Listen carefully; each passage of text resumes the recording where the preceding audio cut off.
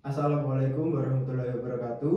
Perkenalkan, kami dari kelompok 1 akan membuat video tentang pemotongan dan pemupasan kabel fiber optik. Untuk lebih jelasnya, lihat video.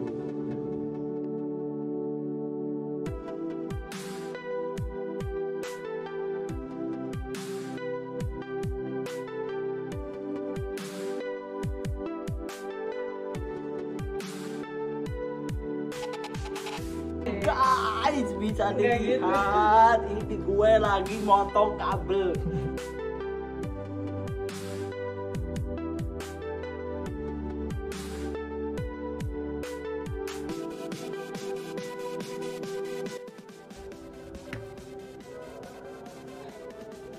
Ya, jadi fiber optik dibagi menjadi 4 lapisan. Lapisan pertama adalah outer jacket, yaitu lapisan terkeras yang berfungsi untuk melindungi bagian dari fiber optik.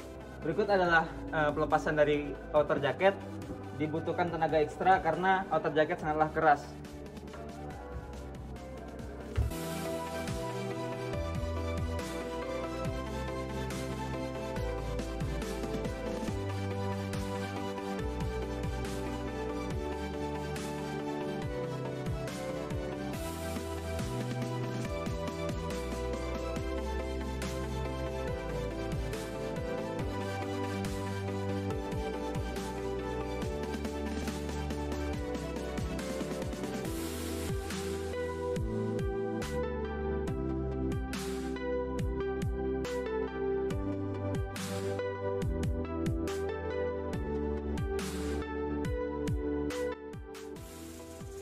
Baik, di sini adalah proses pengupasan dari lapisan fiber optik yang bernama bagian coating. Jadi coating ini adalah sebuah lapisan yang terbuat dari plastik elastis untuk melindungi dari gangguan fisik seperti lengkungan kabel atau seperti kelembapan udara pada kabel tersebut.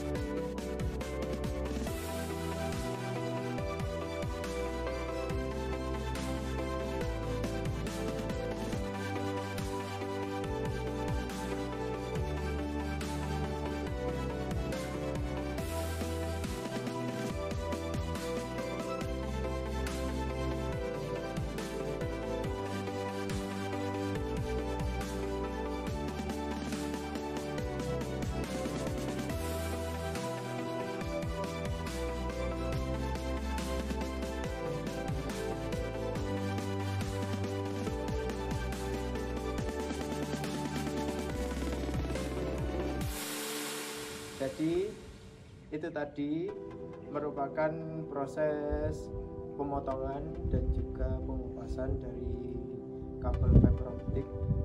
Jadi di sini ditemukan kabel yang berwarna biru. Di sini terdapat beberapa core, ada 5 core yang nantinya akan dikupas menggunakan tang potong. Untuk lebih jelasnya akan berlanjut ke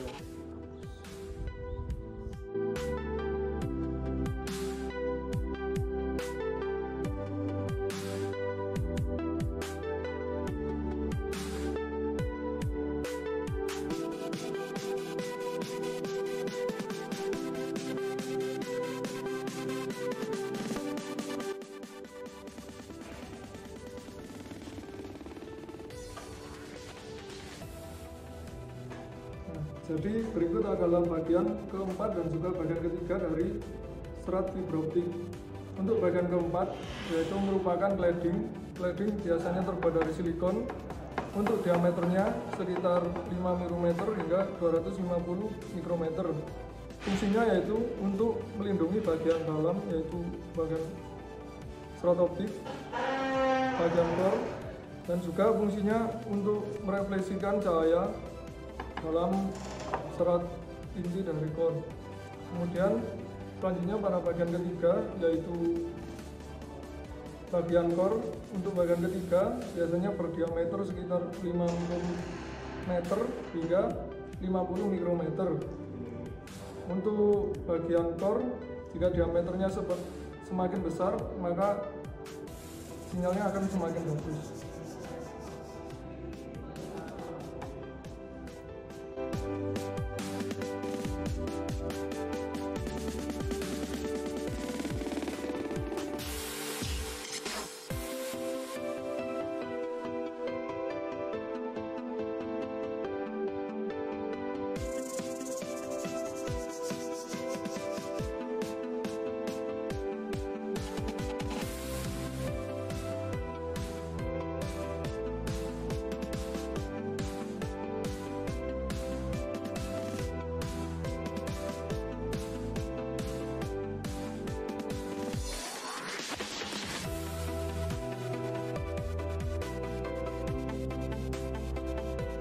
Jadi ini adalah hasil dari pengupasan kami tadi.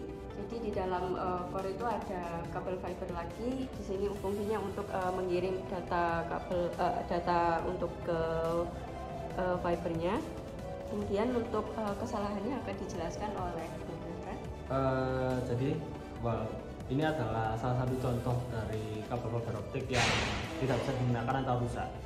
Memang sekilas kalau dilihat sama yang benar kan sekilas fisiknya terlihat sama, tidak ada terjadi banyak perubahan atau perbedaan.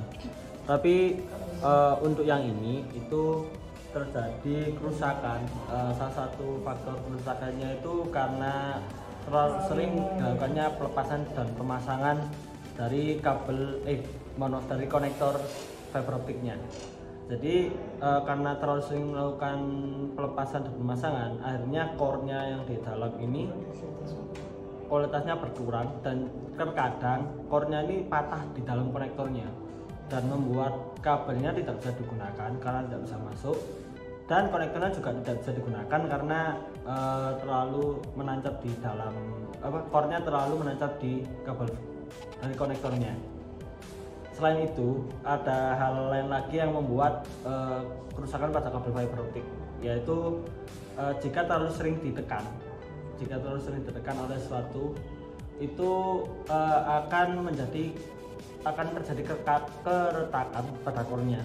Jadi pada akhirnya kabelnya juga tidak bisa digunakan, dan untuk mencari kesalahannya kan juga otomatis rusak karena kita nggak tahu bagaimana yang retak di sana. Dan salah satunya yang lain, yang terakhir, yang ketiga itu terlalu sering terjadinya penekukan. Jadi kalau terlalu sering ditekuk hingga berlebih dari 90 derajat akan patah core-nya di dalam juga akan patah, dan pada akhirnya kita juga tidak bisa menggunakan karena sebenarnya core dari kabel fiber optik ini sangat rentan untuk patah. Jadi kita harus menggunakan core-nya itu berhati-hati seperti itu. Jadi saya tambahin lagi, jadi di dalam untuk kita mengecek apakah di fiber ini ada kesalahan atau tidak, itu kita bisa cek pakai OPM atau alat yang untuk mengecekkan konektor itu. Jadi jika nilainya itu di bawah min 40 atau bahkan sampai min 50 dB, itu berarti fiber optiknya tidak bisa digunakan. Jadi seperti itu. Jadi untuk penjelasan pemotongan kabel fiber optik selesai dari kami. Selanjutnya akan dilanjutkan oleh pemasangan konektor dari kelompok selanjutnya. Terima kasih.